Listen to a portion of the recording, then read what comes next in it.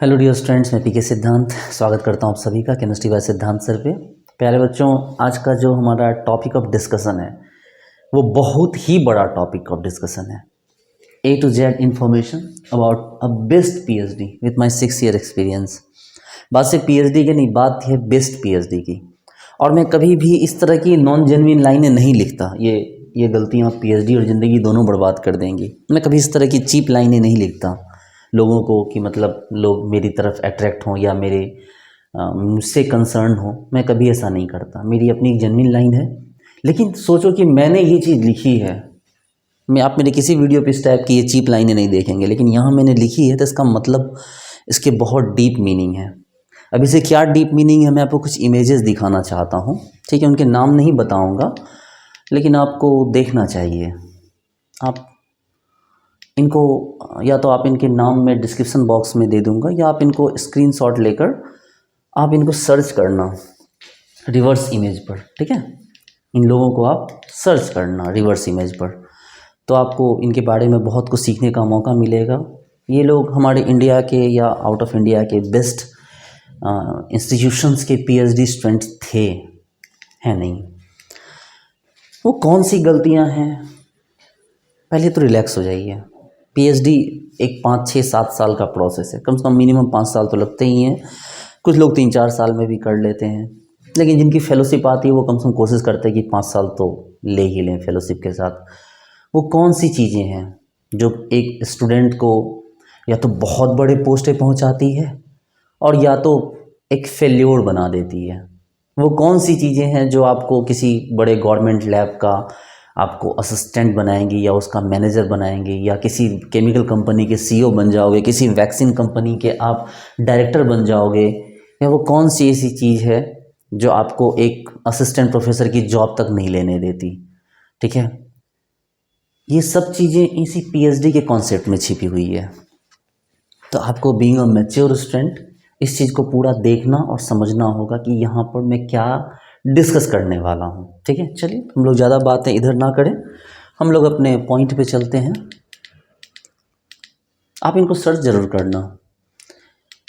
तो सबसे पहली चीज़ है, जो पॉइंट है हमारा, सबसे पहला पॉइंट है, choose the right research topic. देखिए, लोगों को क्या होता है ना, लोग रिसर्च टॉपिक खुद नहीं चूज करते। रिसर्च टॉपिक, आप किसी इंस्टीट्यूट में गए और वहाँ प्रोफेसर से आपने बात की कि सर मैं पीएचडी करना, सर ने बोला ये मेरा टॉपिक, इससे कर लो।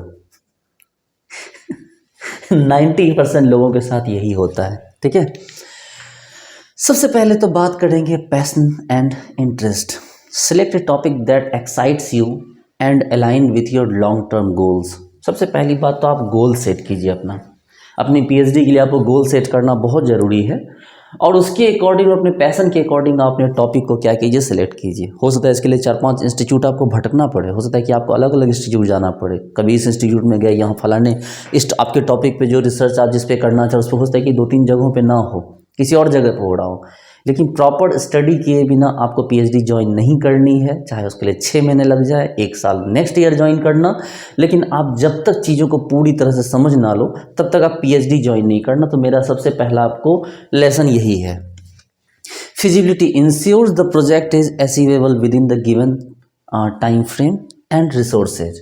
अब आपने जब कहीं पीएचडी ज्वाइन की और आपने एक बहुत बड़ा गोल सेट कर लिया, तो वो भी नहीं करना है, फिर पोस्ट डॉक भी तो कर सकते हो बाद में।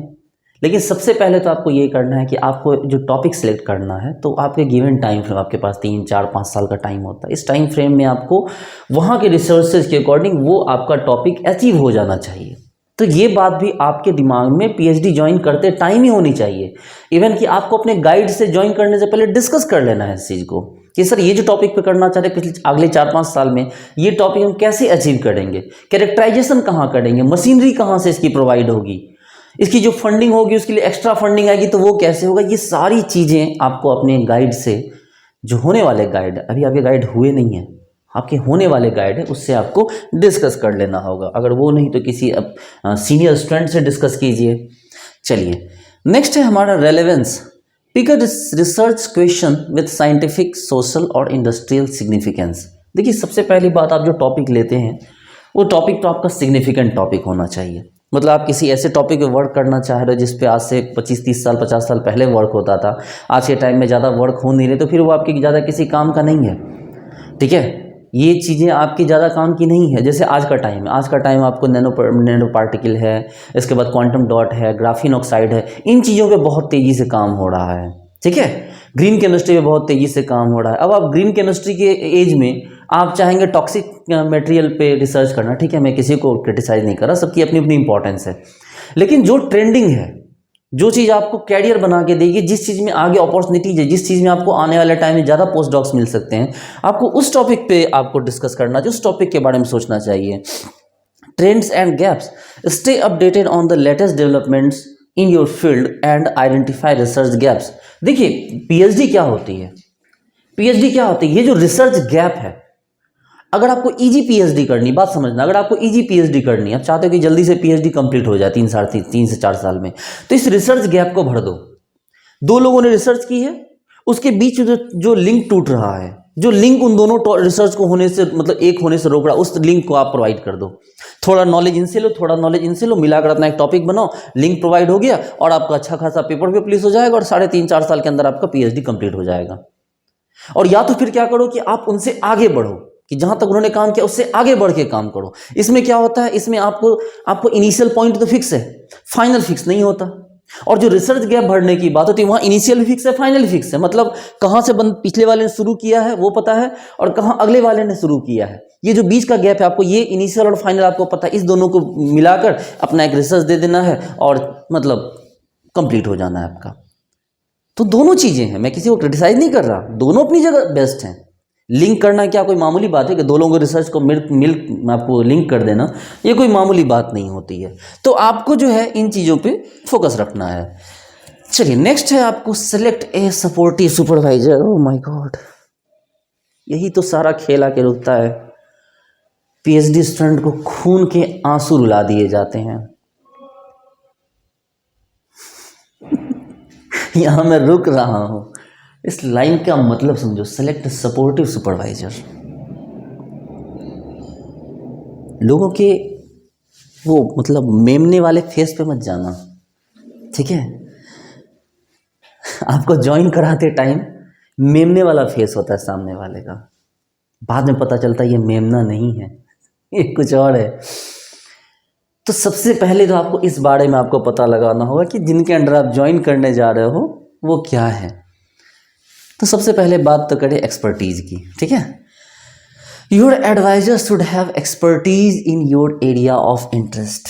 सपोज करो आपने ज्वाइन कर लिया और आपको पता चला है कि बाद में पता चला है कि आपके गाइड का इंटरेस्ट ही उस टॉपिक में नहीं है, मतलब उनका एक्सपर्टीज ही उस टॉपिक में नहीं है। आपको बार बार बोलेंगे जॉब फैलाने वाले सर से पूछ लो, कि आपको वो प्रॉपर हेल्प नहीं करेंगे, खत्म आपकी पीएचडी। फिर आपको गाइड चेंज कर भी लोगे तो भी 1-2 साल आपके वेस्ट हो जाएंगे। तो ये लाइन को तो बहुत ध्यान से समझना कि आप जिस टॉपिक पे वर्क कर रहे हो उस टॉपिक पर उनका कैसा एक्सपर्टाइज है, कैसे पेपर है, कैसा लिंकिंग है, कैसे कोलैबोरेशन लिंकिंग है, कैसे फॉरेन लिंकिंग है, कितना उन्होंने वर्क किया, कितना उनके जर्नल छपे हुए हैं, उनके कितनी इंडेक्सिंग है, कितना उनका इम्पैक्ट है। तो ये सारी चीज़ें मिला के आप सबसे पहले तो इस चीज़ को देख लेना। उसके बाद मेंटरशिप स्टाइल, हाँ ये भी बहुत इंपॉर्टेंट चीज़ है। आपको अपने मेंटर का स्टाइल देखना होगा। Choose a mentor whose guidance style suits you, कि जिनका गाइडेंस स्टाइल आपको सूट करता है। Example, hands on hands off. कुछ लोग हैंड्स ऑन ट्रेनिंग देते हैं, कुछ लोग हैंड्स ऑन हेल्प करते हैं, कुछ हैंड्स ऑफ हेल्प करते हैं। मतलब कुछ लोग लैब में आके आपको हेल्प करेंगे, कुछ लोग लैब के बाहर बैठ के आपको कॉपी पे हेल्प करेंगे। तो आप देख लो। अब बोलोगे सर ये चीज़ें पता कहाँ से चलेगी? ओल्ड स्टूडेंट्स से, जो आपके ओल्ड स्टूडेंट्स हैं उनके, जो उनके प्रीवियस स्टूडेंट्स हैं, मतलब आपके सीनियर, उनसे पता चलेगा। ये सब पहले ही जाके पता करना होगा आपको। Track record, look at their publication history, lab culture and previous student success. ये देखिए, ये चीज़ तो मैं आपको बोल रहा हूँ। उनके ट्रैक रिकॉर्ड को खंगालिए आप पहले, अपने गाइड के जिनको आप चूज करने वाले हैं उन गाइड के ट्रैक रिकॉर्ड को खंगालिए। Look at their publication history, lab culture and previous student success. यहाँ कॉमा आ गया गलती से, मेरे से भी कभी कभी गलतियाँ हो जाती हैं, कॉमा नहीं होगा ना। हाँ जी, इंसान हूँ, गलतियाँ कर देता हूँ कभी कभी। चलिए नेक्स्ट है हमारा प्लान एंड ऑर्गेनाइज। ओके, अब बारी है आपके प्लान की। Create a timeline break your PhD. अब आप एडमिशन ले चुके हो, अब इतनी सारी कंडीशन के बाद आपकी एडमिशन हो चुकी है, अब क्या है, create a timeline, break your PhD. देखिए आपको टाइमलाइन क्रिएट करना, आपको क्या करना है, break your PhD into milestones. आपको पीएचडी को पार्ट में बांट देना है। ये जस्ट लाइक वैसा ही है कि मान लो जैसे कोई बैट्समैन है, किसी बहुत बड़े रन को चेज करना चाह रहा है, बहुत बड़ा, मान लो 350-400 का रन चेज करना उसे, तो वो सबसे पहले क्या करेगा, जो ओपनर उतरेंगे वो बोलेंगे एक काम करते हैं, पहले सबसे पहले तो ओपनिंग करते हैं और 20 रन का पहले टारगेट रखते हैं दोनों मिला के। फिर जब 20 हो जाएगा बोलेंगे चेक काम करो 50 का टारगेट रखो। फिर 50 हो जाएगा बोले चेक काम करो 100 का टारगेट लो। फिर 100 हो जाएगा बोले एक काम करो 150 का टारगेट उठाओ। फिर 150 का टारगेट होगा, फिर बोलेंगे चलो 200। मतलब समझ रहे हो बात को, वो अपनी वर्क को ब्रेक करते हैं। हर बार ब्रेक लो, जैसे आपने एक वर्क को ब्रेक किया, आप कोर्स वर्क कंप्लीट करो, मस्त पार्टी करो, लिटरेचर रिव्यू करो, अच्छे से पार्टी करो, डाटा कलेक्शन इस पे अलग से ध्यान दो, एनालिसिस, और लास्ट में फिर राइटिंग, लास्ट में नहीं साथ के साथ होती है, ये सारी चीज साथ के साथ चलती है। लेकिन सबको आपको क्या करना होगा ना, अपना टाइम टेबल को इस तरह डिवाइड करना होगा कि आपके ये चीजें आपको अलग अलग वे में ही, आपको 5 कॉलम बनाई, 1 2 3 4 5। एक में लिखिए कि आपका जो है कोर्स वर्क कैसा हुआ, कोर्स वर्क में क्या आपने क्या क्या सीखा। दूसरा लिटरेचर रिव्यू कैसा है, मतलब अलग अलग कॉपी रखिए, डाटा कलेक्शन अलग रखिए, एनालिसिस अलग रखिए, राइटिंग अलग रखिए। और इन सब के लिए आपके पास एक अच्छा क्वालिटी का कम से कम i5 का तो लैपटॉप आपके पास होना ही चाहिए। ठीक है, आपके पास एक अच्छी लैपटॉप, अच्छा बिल्कुल प्रॉपर लैपटॉप आपके पास तो बिल्कुल होना ही चाहिए। ठीक है, चलिए उसके बाद नेक्स्ट कहता है सेट गोल्स। हम लोग क्या देख रहे हैं भाई, ये देख लीजिए, हमारे पास है plan and organise. Okay, set goals, define clear, measurable and realistic objectives for each phase. यहाँ पे कॉमा आ गया है। हाँ जी, कि आपको सबसे पहले तो क्या करना, अपने गोल सेट करना है, डिफाइन क्लियर। आप जो अपनी सिनॉप्सिस बना रहे हैं प्यारे बच्चे, सिनॉप्सिस में आप बिल्कुल क्लियरली मेंशन कीजिए कि आपको क्या करना है, वो मिजरेबल हो। मतलब अब ऐसा नहीं कि आपने बिल्कुल ऐसा काम बता दिया जो अमेरिका वाले भी नहीं कर पाए। ठीक है, ऐसा आपने गोल सेट कर दिया तो वो सामने वाले हंसेंगे कि भाई ये क्या हुआ।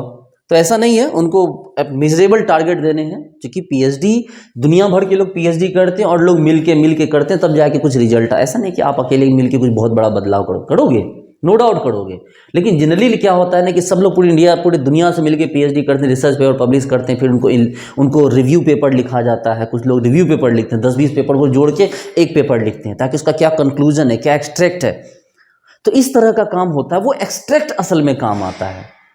ठीक है, सोच के देखो, घर में 5 लोग हैं, एक ने क्या किया, मसाला कूटा, दूसरे ने सब्जी काटी, तीसरा ने क्या किया, चूल्हा जलाया, चौथे ने क्या किया, उस पर कढ़ाई रखी, और 5वें ने क्या किया, उसमें सब तेल डाल के उसमें सब्जी डाली। फिर छठे ने क्या किया, उसमें मतलब कुछ मसाला वगैरह मिलाया, फिर 5वें ने उसको पानी डाल के उसको बॉईल किया। तो कलेक्टिव वे था 6-7 लोगों का। लेकिन जब तक कोई एक व्यक्ति नहीं होगा जो इन 6-7 लोगों की कलेक्टिव वे को एक रिव्यू पेपर में डाल दे, तब तक बहुत बेनिफिट तो नहीं होगा। समझ रहे हो बात को, तब तक उस काम का ही बेनिफिट बहुत ज़्यादा नहीं मिलेगा। तो रिव्यू पेपर वालों के लिए भी कुछ आप छोड़ दो। इसलिए अपने जो टास्क लिखो वो मेजरेबल होने चाहिए और रियलिस्टिक होने चाहिए, realistic objective for each phase. ठीक है, चलिए स्टे फ्लेक्सिबल। भाई साहब ये बड़ी इंपॉर्टेंट है। Be ready to adopt any plans if unexpected challenges arise. देखिए पीएचडी कोई बीएससी एमएससी का तो कोर्स है नहीं कि भाई आपका सिलेबस है, आपने पूरा कर लिया, एग्जाम दिया, क्वालिफाई हो गया, काम खत्म पीएचडी के। नहीं, ऐसा नहीं होता है। आपको नहीं पता होता है कि आने वाले अगले साल में आप क्या करने वाले हो। जैसे कि नॉर्मल ग्रेजुएशन होता है, मास्टर्स होता है, आपको पता होता है कि फलाने साल में हमारे पास फलाना ये चीज़ होगा। यहाँ नहीं पता होता है। यहाँ पर चीज़ें क्या होती है, आपको होता है कि कुछ ऐसा, कोई आपने किसी सेमिनार में गए और सेमिनार में आपको कोई ऐसे प्रोफेसर मिल गए जिन्होंने आपको एक आइडिया दे दिया, और ये सर ये तुमने सोचा ही नहीं था, तुरंत आपने उसको अपने वर्क में इंप्लीमेंट किया। आप लैब में बैठे हो, आपने कुछ बनाया और कुछ ऐसा बन गया जिसका आपने एक्सपेक्टेशन नहीं किया, तुरंत आपने कैरेक्टराइज करा, आपको पता है ये तो कुछ ये आ गया।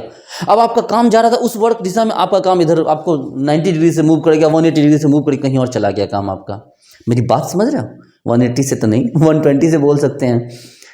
तो आप फ्लेक्सिबल रहना होगा, आपको जो चीजें आ रही है उसको अडॉप्ट करने सीखना होगा।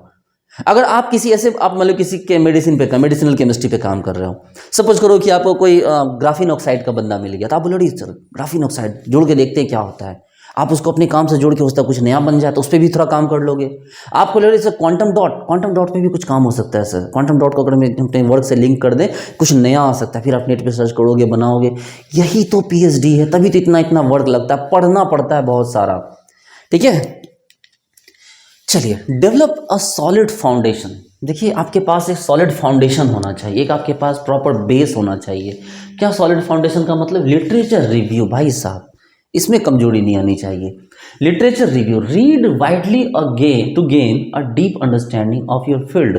भाई साहब, पीएचडी के स्टार्टिंग टाइम में तो आपको पढ़ना होगा। पीएचडी के स्टार्टिंग 1 ईयर में पता है क्या होता है? या तो आप लाइब्रेरी में पढ़ो और या तो अपने सीनियर को देख के सीखो। ये दो चीजें आपको करनी, यही है आपका लिटरेचर रिव्यू। कि आप या तो अपने सीनियर से देख के सीखो, जो आपको देखने देगा नहीं वो, ठीक है, क्योंकि वो अपना कोई भी अपना काम खास किसी से भी और कोई अपना काम शेयर नहीं करता है, बताएगा नहीं आपको।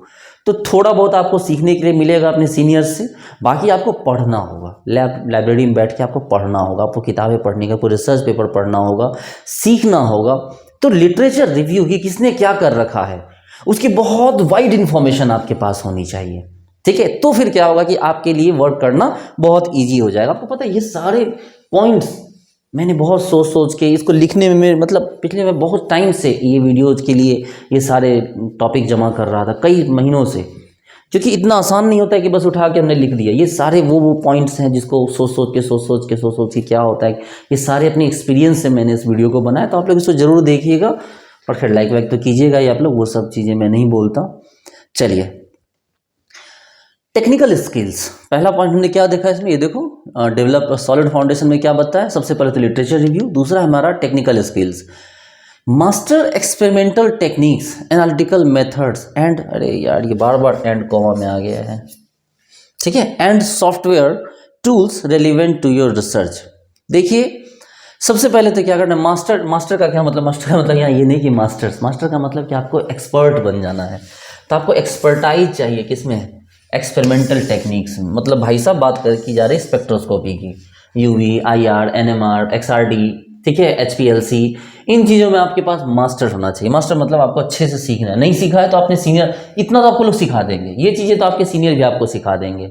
आपके लैब के जो सीनियर होंगे वो ये चीज़ें आपको सिखाने में उनको प्रॉब्लम नहीं है कि आप उनको, जैसे एनएमआर मशीन कैसे काम करती है, एनएमआर मशीन काम करती है ये सब जानते हैं, एनएमआर मशीन कैसे काम करती है, उसके आउटपुट को किस तरह से मेजर किया जाता है, आईआर किस तरह वर्क करता है, आईआर के आउटपुट को किस तरह से अपने वर्क से कनेक्ट करें, एक्सआरडी क्या बताता है आपको, मास स्पेक्ट्रोस्कोपी, मतलब ये सारी चीज़ें आपको पहले तो आपको ये चीज़ें स्टार्टिंग फर्स्ट ईयर में ही आपको ये जो एक्सपेरिमेंटल टेक्निक्स है, एनालिटिकल मेथड्स हैं, ठीक है, कि आपको रिएक्शन में कौन कौन से मेथड यूज करने हैं, कहाँ टेम्परेचर हाई करना, तो बेसिक रिएक्शन वाले जो मेथड्स हैं वो आपको सीखने होंगे।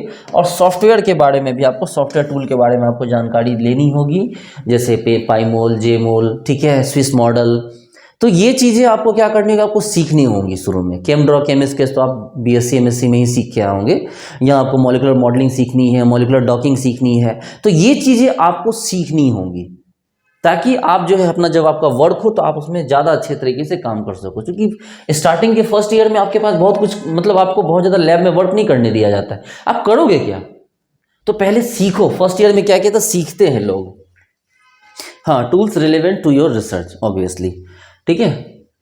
अब जैसे देखो, आप मान लो कोई कंपाउंड बना रहे हो, आपका कंपाउंड सॉलिड होगा, तो आप क्या करोगे, आप थोड़े लिक्विड एनएमआर के बारे में के पास जाओगे, आप तो सॉलिड एनएमआर सीखोगे। अगर आप सिंगल क्रिस्टल बनाने वाले हो तो आप क्या करोगे, पाउडर एक्सआरडी सीख के क्या करोगे। अगर आप सिंगल क्रिस्टल बना रहे हो तो आप तो सिंगल एससी एक्सआरडी करोगे, आप सिंगल क्रिस्टल एक्सआरडी। आपका कंपाउंड पाउडर के फॉर्म में आता है, क्रिस्टल के फॉर्म में नहीं आता, तो फिर आप सिंगल एक्सआरडी क्यों करोगे, फिर आप पाउडर एक्सआरडी के बारे में सीखोगे। प्यारे बच्चों, मेरी बात समझ रहे हो? ये कैरेक्टराइजेशन के मेथड्स हैं कि आपको अपने वर्क के अकॉर्डिंग इनको सीखना है। नेक्स्ट है theoretical knowledge, strengthen your understanding of the theories underpinning your work। underpinning का मतलब होता है मजबूत करना, कि आपको उन थ्योरीज पे अपनी रिलायबिलिटी बढ़ानी होगी जो आपके वर्क को मजबूत करता है। चाहे उसको बढ़ाने के लिए आप 11-12 के लेवल पे क्यों ना उतर जाओ, चाहे आप एनसीईआरटी के लेवल पे आपको क्यों ना पढ़ना पड़े, लेकिन ये वो टॉपिक्स हैं जो आपका जो थ्योरी है उसको स्ट्रॉन्ग करोगे तो फिर आपको आपका जो वर्क है उसके स्ट्रेंथन में भी ये काम आएगा।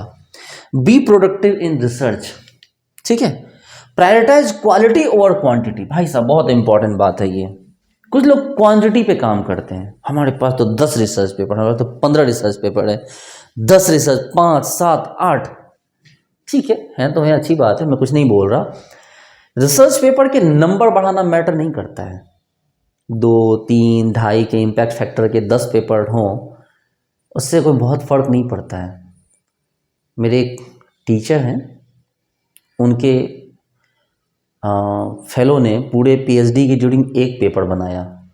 उस पेपर का इम्पैक्ट फैक्टर था 20। Royal society of chemistry RCS में उसका, रॉयल केमिस्ट्री में जो आरसीएस है उसमें उसका पेपर आया, इम्पैक्ट फैक्टर 20 भोपाल के। तो अब सोचो उस एक इम्पैक्ट फैक्टर, एक 20 इम्पैक्ट फैक्टर के पेपर पे उसको यूएसए में पोस्ट डॉक मिल गया 5 लाख रुपीज़ पर मंथ का। क्या समझे? जरूरी नहीं है कि आपके पास बहुत ज़्यादा पेपर हो, ये जरूरी है कि आपके पेपर स्ट्रांग हो, आपके पेपर का इम्पैक्ट फैक्टर हाई हो। और वो तभी हो सकता है जब आप मतलब तीन चार पेपर के वर्ड को जोड़िए ना, कोई दिक्कत नहीं। आपने 10 पेपर किए, मत 10 पेपर करो, आपके 3-4 पेपर का जो वर्ड है उसको जोड़ के एक नया पेपर बनाओ ना, देखो ना अपने आप वो हाई इम्पैक्ट फैक्टर का पेपर बन जाएगा। क्योंकि जब आपने वर्ड को लिंक करोगे, देखो सारा खेल लिंकिंग का है। बहुत सी चीज़ें दुनिया में बनती हैं, बिगड़ती हैं, लिंक करना बहुत इंपॉर्टेंट है। ठीक है, लिंक, इस चीज़ पे हमेशा ध्यान दो। हाँ, तो क्या है मेरा focus on impactful work rather than chasing numerous publications. समझ ही रहे उस बात को। Collaborate, engage with others researchers for new insight and co-authored papers। आपको लोगों से, आपको रिसर्चर से क्या करना होगा ना, आपको कोलैबोरेट करना होगा। अलग अलग इंस्टीट्यूट के, जब आप सेमिनार में जाते हो, जब आप वर्कशॉप में जाते हो, तो वहाँ जो लोग मिलते हैं उनके साथ कोलैबोरेट कीजिए, उनके लैब जाइए, उनको अपने लैब बुलाइए और मिल के कुछ नया काम भी कीजिए। इससे बेनिफिट, हाँ, इसके लिए आपको अपने गाइड की परमिशन लेनी होगी, तो कभी कभी तो आपको अपने वीसी से भी परमिशन लेनी होगी। ठीक है, तो आप जब कोलैबोरेट करके वर्क करोगे, मतलब बड़े लेवल पे कोलैबोरेशन की बात कर रहा हूँ मैं, सिंपल कोलैबोरेशन तो आपके गाइड के परमिशन से हो जाएगी। तो जब आप कोलैबोरेट करके वर्क करोगे तो उसका बेनिफिट ये होगा कि आपके बहुत तगड़े वाले पेपर छपेंगे। क्योंकि आप दो टॉपिक को जब मिला के, दो अलग अलग टॉपिक को मिला के जब आपके पेपर आएंगे, तो वो पेपर का इम्पैक्ट फैक्टर बहुत हाई होगा और बहुत मार्केबल पेपर होगा वो। ठीक है, तो कोलैबोरेशन बहुत इंपॉर्टेंट है। डॉक्यूमेंट एवरीथिंग, भाई साहब, इसको तो आप नज़रअंदाज कर ही नहीं सकते। डॉक्यूमेंट एवरीथिंग, आपको अपने पीएचडी के दौरान हर चीज़ को डॉक्यूमेंट करना, चाहे ऑनलाइन ऑफलाइन जो भी डॉक्यूमेंट करो।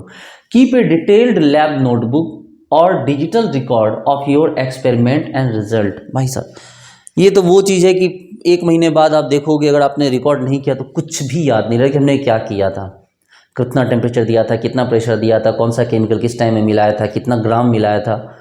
अगर आपके पास रिटर्न नहीं है तो फिर समझो कि वो उस चीज़ को आपको दोबारा रिपीट करना होगा। और सोचो अगर आपके पास डिटेल्ड है, उसी दरमियान कुछ आपके पास ऐसी नई चीज़ें बन, जैसे मैडम क्यूरी ने बनाया था, रेडियो एक्टिव एलिमेंट को खोजा था, तो ऐसी बहुत सारी चीज़ें हैं। एक्सरे को जो खोजा गया था, इसी तरह से अचानक से ढूंढ लिया गया था। लेकिन सोचो अगर उसके पास एक्सरे बनाने का अगर यही नहीं होता, उनके पास मेथड ही नहीं लिखा होता उन्होंने, तो फिर उनको 10-20 अटेम्प्ट और लेने होते उस चीज़ को दोबारा बनाने के लिए। ठीक है, चलिए, publish strategically, target the right journals, aim for reputable peer reviewed journals in your field। देखिए, आपको जर्नल तो अच्छे छपवाने होंगे, स्कोपस वाले, ठीक है, पीयर रिव्यूड, आपके जर्नल अच्छे होने चाहिए। इसके लिए सबसे पहले क्या करना होगा, आपको सेलेक्ट करना होगा कि आपके पेपर किस में छपेंगे। कुछ लोग क्या करते हैं ना कि मल्टी डिसिप्लिनरी में अपने पेपर छपवा देते हैं, तो कोशिश करो कि मल्टी डिसिप्लिनरी आपके पास लास्ट ऑप्शन हो, ऑप्शन हो ही ना। आपको अपने पेपर अपने स्पेसिफिक टॉपिक स्पेसिफिक जर्नल में छपवाने हैं। नहीं छप रहा है, रिजेक्ट हो रहा है बार बार, तो आप उस रिसर्च पेपर को अपने दूसरे रिसर्च पेपर से क्या कर दो, अलाइन कर दो और मिला के एक तीसरा पेपर बनाओ। 2 पेपर मिला के तीसरा पेपर बनाओ, इसको तो छापना है उनको, और फिर इस बार छपेगा तो वो हाई इम्पैक्ट फैक्टर के साथ छपेगा। ठीक है, लेकिन लोग क्या करते हैं, जनरली मल्टी डिसिप्लिनरी में भी चले जाते हैं, तो आप थोड़ा सा अवॉइड करना और अपने लिए स्पेसिफिक जर्नल चुनना। ठीक है, focus on novelty, ensure your work offers a significant contribution to the field। हाँ भाई, ये चीज़ तो सबसे बड़ी बात है। ये वही वाली बात है, आपसे पूछा कि आपके रिसर्च से आपने फाइंडिंग क्या है, कि आपके रिसर्च का समाज के लिए क्या यूज होगा, ये वही सवाल है। तो आपके पास इस सवाल का भी जवाब होना चाहिए कि आपने जो रिसर्च किया, उस रिसर्च का आपके सोसाइटी पे, आपके समाज पर, आपके आसपास में क्या इम्पैक्ट पड़ा, आपका देश, आपकी जो कंट्री, वो किस तरह से बेनिफिट लेगी इस चीज़ का, इस रिसर्च का। तो वो आपको इस सवाल का जवाब आपके पास होना चाहिए, और ये जवाब आपके पास बहुत अच्छी तरीके से होना चाहिए, क्योंकि आपको एक टाइम ऐसा आता है जब आपको अपने वर्क को एक्सप्रेस करना होता है कि आपने वर्क जो किया वो किस तरह से आपके देश से काम आएगा। हालांकि ये सवाल पूरी तरह सही नहीं है, क्योंकि कोई भी बंदा रिसर्च कर रहा है, उसने कुछ खोजा और तुरंत लोग उससे पूछने बताओ बताओ इसका क्या काम होगा क्या काम होगा, फिर तो रिसर्च ही ना हो। आज से बहुत पहले जब यूरोप में किसी ने स्प्रिंग खोजी थी, स्प्रिंग स्प्रिंग होता है ना, स्प्रिंग जब ढूंढी तो बहुत मजाक उड़ा उसका, बहुत मजाक उड़ा, क्योंकि वो बंदा बता ही नहीं पाया कि स्प्रिंग का यूज क्या करेंगे। उस स्प्रिंग का उसे यूज क्या करना, वो यूज ही नहीं बता पाया कि स्प्रिंग का क्या यूज होगा उसके लिए, मतलब सोसाइटी के लिए। तो बहुत मजाक बना उनका, मैं नाम भूल रहा हूँ मैं उनका। तो स्प्रिंग का जब उन्होंने इन्वेंशन किया तो स्प्रिंग खूब मजाक उड़ा उनका। लेकिन सोचिए आज के टाइम में क्या स्प्रिंग के बिना कुछ पॉसिबल है? एक पेन की निब से लेके गाड़ी से लेके हवाई जहाज, ट्रेन, कुछ भी विदाउट स्प्रिंग आप सोसाइटी को थिंक ही नहीं कर सकते, आप उसको एज्यूम ही नहीं कर सकते। चलिए कोई बात नहीं, तो ये सवाल का जवाब तो आपके पास होना चाहिए। अच्छा, हम टॉपिक क्या देख रहे हैं भाई? ये पब्लिश स्ट्रेटजिकली, ठीक है। हाँ, learn continuously, be curious and keep updating your knowledge and skills. बिल्कुल सही बात है, तो क्यूरियस होना होगा, सीखते रहना होगा। Okay, build your network. भाई साहब ये बहुत इंपॉर्टेंट पॉइंट है। देखिए, conferences and workshops, attend and present your work at academic events.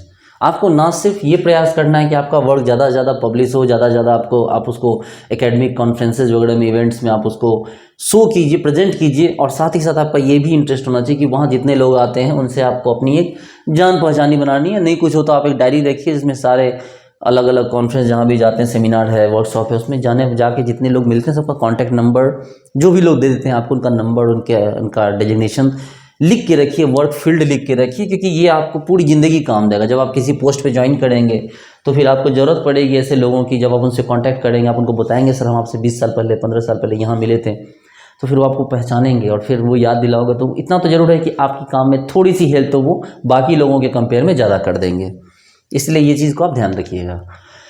Collaborations, work with researchers in your lab और एक्सटर्नल इंस्टीट्यूट्स। ये चीज़ तो मैंने बताया है कि कोलैबोरेशन करना आपको, ठीक है, ज़्यादा से ज़्यादा कोलैबोरेशन करना है।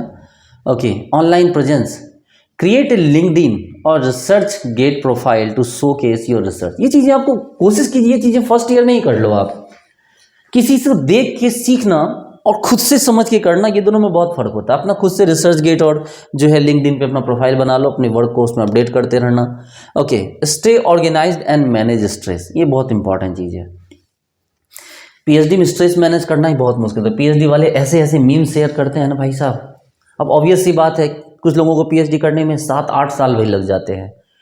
तो जब इतना ज़्यादा टाइम टेकिंग होगा, इतना ज़्यादा एम्बैरसिंग होगा, तो ऑब्वियस सी बात है बहुत लोग अपना पेशेंस लूज कर जाते हैं, ठीक है, और बहुत परेशान हो जाते हैं। तो आप ऐसा ना हो आपके साथ, इसलिए स्ट्रेस मैनेजमेंट तो करना सीख लीजिए। देखिए, टाइम मैनेजमेंट की बात करें, use tools like calendars and task managers to stay on track. आप कैलेंडर फॉलो कीजिए, टारगेट बनाइए कि इस टाइम तक मुझे ये वाला कंप्लीट कर लेना है, इस टाइम तक मुझे ये वाला रिएक्शन कंप्लीट करना। आप टाइम टेबल के अकॉर्डिंग कैलेंडर लटका लीजिए, उस पर टाइम लगा दीजिए, फलाने डेट तक मुझे ये करना, फलाने डेट तक ये करना, फलाने डेट तक ये करना। तो जब अपने आपको आप टाइम बाउंड रखोगे तो चीज़ें बहुत ईजी होगी। और work life balance, take regular breaks and maintain hobbies to avoid burnout. भाई साहब, पीएचडी करने का ये मतलब नहीं कि आपने ज़िंदगी को भूल जाओ। पीएचडी करने के ड्यूरिंग भी आपको अपने हॉबीज़ को फॉलो करना है, उसको भूलना नहीं है। भले आपको लोग बोले रहे काम करो काम करो काम करो, लेकिन भाई ज़िंदगी भी जीनी है, क्योंकि पीएचडी करते करते इंसान की जो एज होती है वो अच्छी खासी हो जाती है। वो 18-19 साल 20 साल वाली एज नहीं रहती है, 25 26 27 28 29 वाली एज हो जाती है लोगों की, ठीक है, 30 भी हो जाती है। तो उस एज में बहुत ज़्यादा वर्क करना मुश्किल होता है। इसलिए आप यहाँ पर रेगुलर वर्क आप क्या करें, ब्रेक लेंगे, तो इससे आप अपने मेंटल हेल्थ की केयर कर पाएंगे। नहीं तो क्या होता है ना, बहुत प्रॉब्लम हो जाती है, लोग अपने मेंटल हेल्थ की केयर नहीं करते और पीएचडी करते करते इतने बर्न आउट हो जाते हैं कि मतलब वो किसी इंटरव्यू वगैरह में जाते हैं तो वहाँ पर वो अच्छा परफॉर्म नहीं कर पाते हैं, ठीक है। तो इंटरव्यू में या किसी आप ऐसे मीटिंग में, सेमिनार में अच्छा परफॉर्म करने के लिए आपकी मेंटल हेल्थ बहुत अच्छी होनी चाहिए। इसलिए स्पोर्ट्स, गेम, स्विमिंग, ठीक है, सिंगिंग, इन सब पे आपको भूलना नहीं चीज़ों को। अच्छा, seek support, research out to peers, ठीक है, मेंटोर्स और काउंसलर्स व्हेन फेसिंग चैलेंजेस। आपको अपने जो है रिव्यू करवाते रहना है अपने वर्क का, ऐसा नहीं चुपचाप अपना वर्क नहीं करना है। हाँ, आप अपने इंस्टीट्यूट के बाहरी, मतलब अपने प्रोफेसर या अपने गाइड के अलावा किसी से भले सजेशन ना ले सकते हो। मेरी बात समझो, आप कोई वर्क कर रहे हो, आपने वर्क की हेल्प में आप किसी और गाइड से बात नहीं कर सकते हैं, ठीक है, लेकिन किसी और इंस्टीट्यूट जाते हैं तो वहाँ के गाइड से आप बात कर सकते हैं। वहाँ के गाइड से पूछिए, अपना वर्क ज़्यादा मत बताइए, आप बोलिए सर इस फील्ड में हमारा वर्क है, आपसे हम क्या क्या हेल्प ले सकते हैं, तो वो लोग आपको बताएंगे। ऐसा नहीं है, क्योंकि उनके जो फेलो है वो तो प्रॉपरली उनके सब्जेक्ट पे काम कर रहे हैं, तो वो चाहेंगे कि आप उनके फेलो से मिलकर काम कीजिए, एक कोलैबोरेशन भी तैयार होगा, उनके फेलो को भी पेपर का फायदा मिलेगा, आपको भी पेपर का, भले आप फर्स्ट ऑथर रहेंगे लेकिन उनका फेलो अगर को ऑथर भी हो जाए तब भी तो उनको बेनिफिट है, तो वो आपको यहाँ हेल्प करेंगे। इसलिए दूसरे इंस्टीट्यूट के जो प्रोफेसर होंगे आप उनसे ये मत बोलो सर कुछ हेल्प कर दो, आप उनको बोलो सर हमारा ये वर्क है, आप उनसे अपना पेपर शेयर कर सकते हो, वो आपका पेपर से वो आपके पेपर को थोड़ी चोरी कर लेंगे, तो उनसे आप हेल्प लो, वो अपने मतलब फेलोज के थ्रू आपकी हेल्प जरूर करेंगे, और ऐसा करके उनको बेनिफिट भी है। ठीक है, एम्ब्रेस फीडबैक।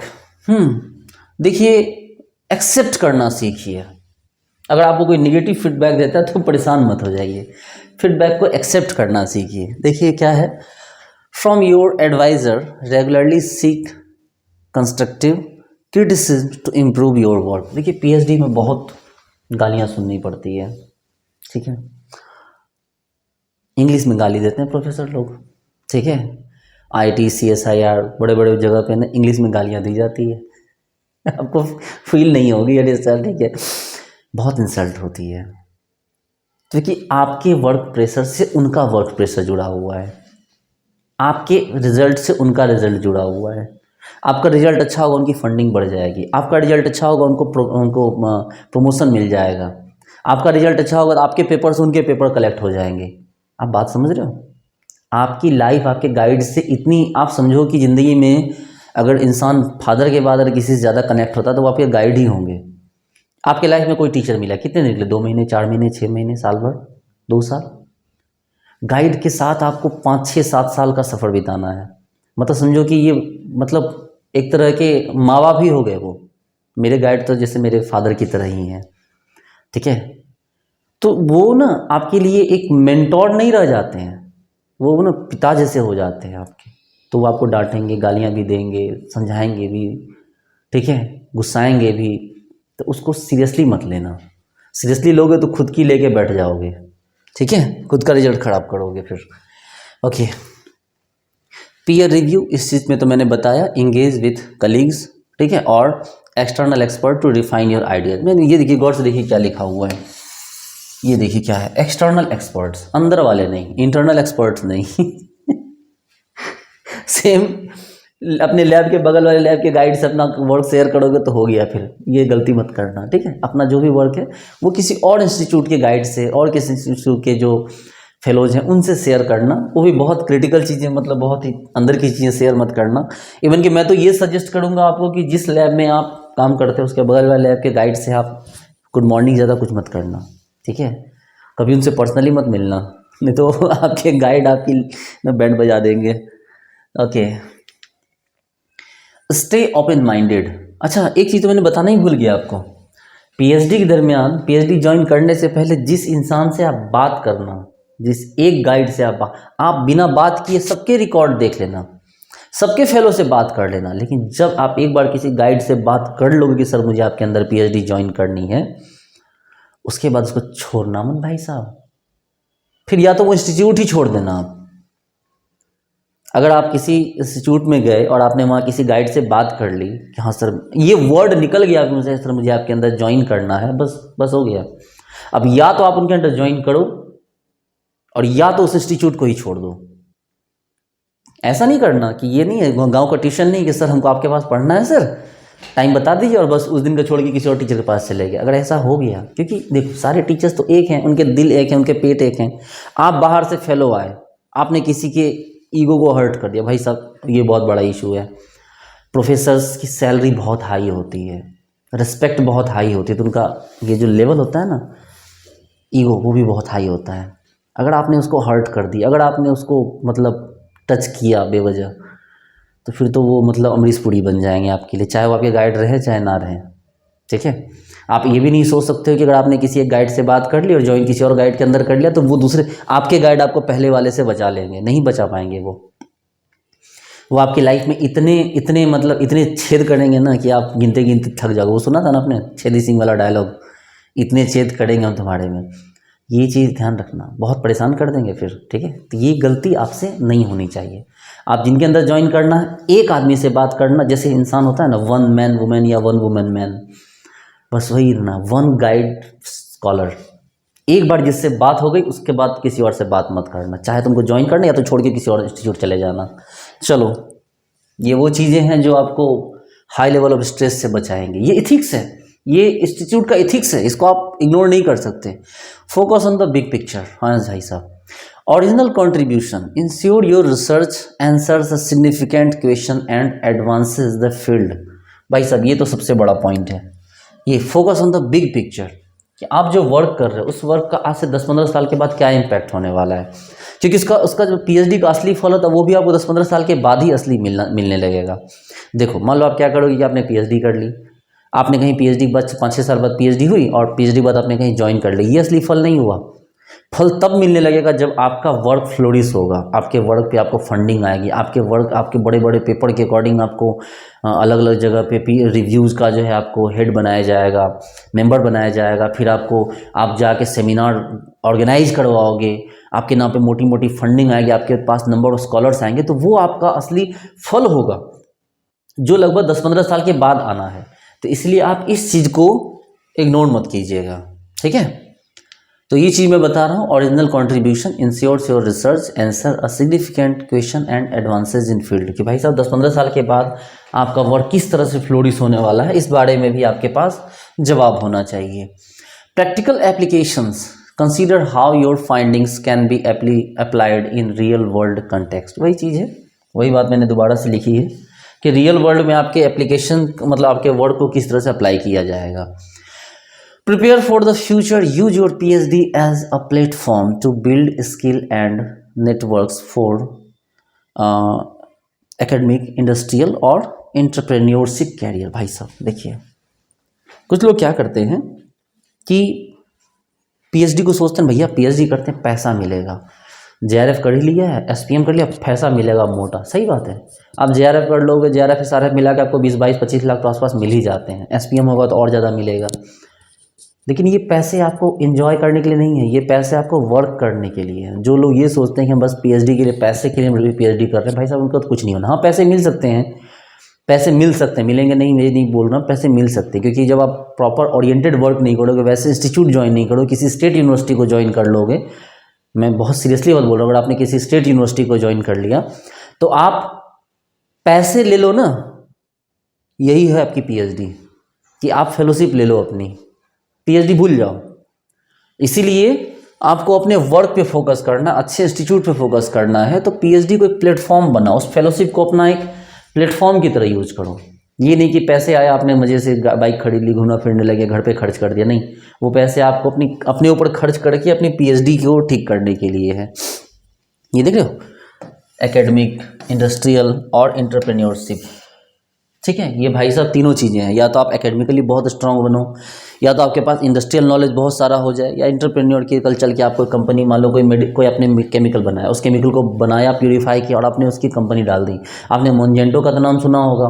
मोनजेंटो के आने से पहले एसिटिक एसिड काफ़ी महंगा था, मोनजेंटो ने क्या किया, एसिटिक एसिड बनाने का तरीका बदल दिया, और आज के टाइम में वर्ल्ड की 90% एसिटिक एसिड मोनजेंटो से बनाते हैं।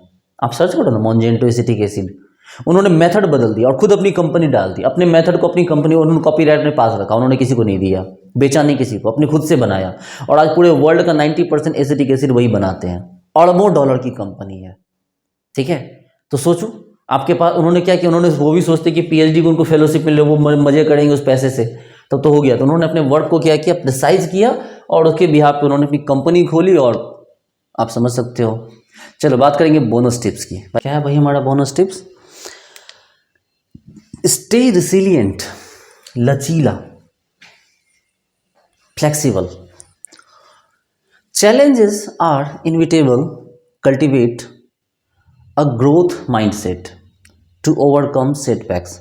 challenges are inevitable, कि challenges जो होते हैं ना वो ऑटोमेटिक, उनको वो बिना बुलाए बाराती होते हैं, बिना बुलाए मेहमान, अतिथि होते हैं चैलेंज। आपके पीएचडी ड्यूरिंग जो आपके जो चैलेंजेस हैं वो आपके लिए अतिथि हैं, वो तो आना ही आना है। Cultivate a growth mindset to overcome setbacks, अपने दिमाग को इतना स्ट्रांग बने, मैंने बार बार कहा ना, मैंने क्या कहा, मैच्योरिटी। मैच्योरिटी, जितना मैच्योर होंगे आप, जितना रिलैक्स होंगे। कहाँ से आती है मैच्योरिटी? मैंने हमेशा सिखाया है, मैच्योरिटी कहाँ से आएगी? जब आप गर्ल्स की, कोई बॉयज़ है वो गर्ल्स की रिस्पेक्ट करना सीखे, सोसाइटी की रिस्पेक्ट करना सीखे, चीज़ों के पास्ट को समझे। मैं तो बार बार बोलता हूँ कि अगर किसी लड़के को अगर मैच्योर होना है तो वो महिलाओं का जो ये हुआ है, रिवॉल्यूशन हुआ है, जो इवोल्यूशन हुआ है, उसके इतिहास को पढ़ें कि महिलाओं ने कितना कष्ट सहकर आज वो यहाँ तक पहुँची हैं, कितना उनकी भ्रूण हत्या हुई, कितना उनको मारा गया, मतलब डोमेस्टिक वायलेंस से लेके डॉरी में हर जगह उनको मारा गया। उसके बावजूद जब वो आगे बढ़ी, समाज में आई, तो मैं उनकी बहुत रिस्पेक्ट कर, मैं तो सर झुका कर रिस्पेक्ट करता हूँ गर्ल्स की, वुमेंस की। तो ये अगर आपके अंदर ये चीज़ भी, अगर ये चीज़ आती है तो ऑब्वियसली आपके अंदर मैच्योरिटी आएगी। आज आपको अगर थोड़ा भी लगता होगा पीके सिद्धांत सर मैच्योर हैं, तो उसके पीछे की वजह ही यही है कि मैंने गर्ल्स की बहुत रिस्पेक्ट करता हूँ, फीमेल्स की बहुत रिस्पेक्ट करता हूँ। इस चीज़ ने मुझे मैच्योर बनाया है। मेरी मैच्योरिटी इस चीज़ से आई है कि मैं गर्ल्स की बहुत रिस्पेक्ट करता हूँ। और मैं आपसे भी ये उम्मीद करता हूँ एज ए बॉय, मैं बॉय हूँ तो आपसे एज ए बॉय ही आपसे एक्सपेक्ट करूँगा कि आप गर्ल्स की रिस्पेक्ट करना सीखिए। अगर आप गर्ल्स की रिस्पेक्ट करते हैं, वुमेंस की रिस्पेक्ट है, चाहे आपकी बहन हो, दोस्त हो, वाइफ हो, गर्लफ्रेंड हो, मम्मी हो, कोई भी हो, इवन कि रास्ते पे चलने वाली कोई भी गर्ल्स हो, अगर रास्ते पे चलने वाली किसी गर्ल्स को देख के आपकी आंखें झुक जाती तो समझिए कि आप मैच्योरिटी के एकदम पीक पे पहुंच रहे हैं। ठीक है, चलिए ओके। तो क्या है भाई, stay resilient, challenges are inevitable, cultivate a growth mindset to overcome setbacks. ठीक है, अपने दिमाग को इतना मजबूत बनाइए कि आप चैलेंजेस को जो है झेलने के लायक बन जाइए। Okay, stay ethical. इथिकल ये होना बहुत ज़रूरी है। इथिक्स मतलब हाँ, संस्कार तो ठीक है, संस्कार टाइप का ही मान लेते हैं इस बात को। गलत नहीं करना है। Uphold integrity in your research from data collection to publication, मतलब बेईमानी मत कीजिए कहीं। ये नहीं किसी और का काम चुरा लिया, किसी और के पेपर में ज़बरदस्ती अपना नाम डलवा के जो है, मतलब ठीक है, वो तो खैर ठीक है, को ऑथर बनने में कोई प्रॉब्लम नहीं है, लेकिन लोग एक दूसरे का वर्क चुरा लेते हैं। ठीक है, डाटा ज़बरदस्ती कहीं से कॉपी पेस्ट कर देते, ये मत कीजिए। अगर आप झूठा डाटा पब्लिश करते हैं, फेक डाटा पब्लिश करते हैं, तो कोई ना कोई होगा जो आपके डाटा को पकड़ लेगा पेपर में, फिर या तो आपका पेपर ही नहीं छपेगा या फिर आपको बहुत इंसल्ट फेस करनी होगी। ठीक है, तो आप अपने वर्क को लेके इथिकल बनिए। अगर आप वर्क को लेके इथिकल बनते तो आपके गाइड आपको बहुत प्यार करेंगे, और फिर ये 6-7 साल का सफ़र कितनी आसानी से कट जाएगा ना, आपको यकीन भी नहीं होगा कि पूरे इंस्टीट्यूट में आप सबके प्यारे बन जाए। अगर आपका वर्क इथिकल होगा, यकीन मानिए सब लोग आपको इतना प्यार करेंगे, इतना सारे गाइड के कलीग, सब लोग आपके जो फेलोज होंगे, जूनियर होंगे, सीनियर, सब आप लोग इतना प्यार और आपको इतना रिस्पेक्ट देंगे ना। और यकीन मानिए थोड़ी सी भी आपने धांधली करने की कोशिश की, आपने चोरी चपाटी की, तो यकीन मानिए मतलब बहुत इंसल्ट होगी, फिर आप 6-7 साल आपको बहुत प्रेशर में जीना होगा। इसलिए अपने वर्क को लेके इथिकल रहिए। Learn continuously, be curious and keep updating your knowledge and skills. ठीक है, ऑब्वियस सी बात है, चीज़ें सीखते रहना है। जिन इंस्ट्रूमेंट को आपने नहीं सीखा उनको बाद में सीखिए, जो वर्क मेथड आपने पहले नहीं सीखा उसको बाद में सीखिए, लेकिन सीखते रहिए। ठीक है, और इन्हीं चीज़ों के साथ ये मेरा जो टॉपिक है, जो वीडियो है, वो ख़त्म होता है। क्योंकि मैंने जितनी भी चीज़ें मुझे लगा आपको बतानी चाहिए वो मैंने सब कुछ आपको बताया। तो डियर स्टूडेंट्स, आपको किसी भी तरह का, चूँकि आप यहाँ तक आए हैं, ठीक है, अगर आप यहाँ तक आए हैं तो मैं आपको अपना नंबर दे रहा हूँ। ठीक है, अगर आपको कभी भी व्हाट्सएप कीजिएगा, किसी भी तरह का इशू हो, 9471280280, तो आप मुझे अब इस व्हाट्सएप नंबर से आप कांटेक्ट कर, अपने जो भी क्वेरीज हैं आप पूछिएगा, तो मैं टाइम निकाल के आपके आंसर ज़रूर दूंगा। कॉल मत कीजिएगा, ठीक है, या मेरे पास फ़ोन नहीं था, इसका व्हाट्सएप नंबर मैं यूज़ करता हूँ, तो मैं आपको व्हाट्सएप पे रिप्लाई ज़रूर दूंगा। ठीक है, तो प्यारे बच्चों, उम्मीद करता हूँ आपको सारी बातें अच्छी तरह समझ आई होंगी। Thank you so much. ठीक है, बाय।